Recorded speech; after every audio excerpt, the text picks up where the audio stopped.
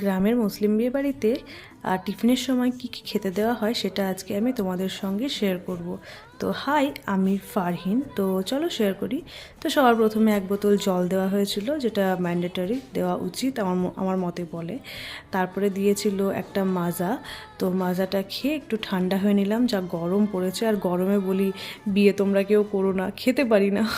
তারপরে দিয়েছিল একে একে সব ফল চলে এলো, খেজুর, আঙুর, মোসাম্মি, তরমুজ, আপেল, এখানে ছিল লাউয়ের একটা মোরব্বা, শসা। তারপরে দিয়েছিল অনেকগুলো ড্রাই ফ্রুটস। তারপরে আমার তো খুব ভালো লাগে ড্রাই ফ্রুটস খেতে। তারপরে একটা নারকেল দিল, একটা কলা ছিল, এবং সব শেষে দিয়েছিল সেদ্ধ ডিম। তারপরে কেক চলে এসেছিলো। এত গরম পড়েছে, ঠিকভাবে খেতেই পারছিলাম না। দিয়েছে অনেক কিছু, কিন্তু খেতে কিছু পারিনি।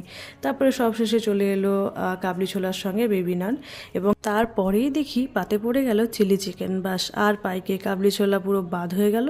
আমি খেয়ে নিলাম চিলি চিকেন দিয়ে বেবি নানটা, কারণ চিকেন থাকলে অন্য কিছু তো যেন মনে হয় মাথায় কাজ করে না, ওটাই খেতে ইচ্ছে করে। এবং সবশেষে পাতে দিয়েছিল মিষ্টি। 3 রকমের মিষ্টি ছিল। যেহেতু আমি নিজে মিষ্টি খাই না, তাই নানিমার পাত থেকে তোমাদেরকে দেখিয়ে দিলাম। ভালো লাগলে লাইক, কমেন্ট, শেয়ার করতে ভুলবে না। টাটা।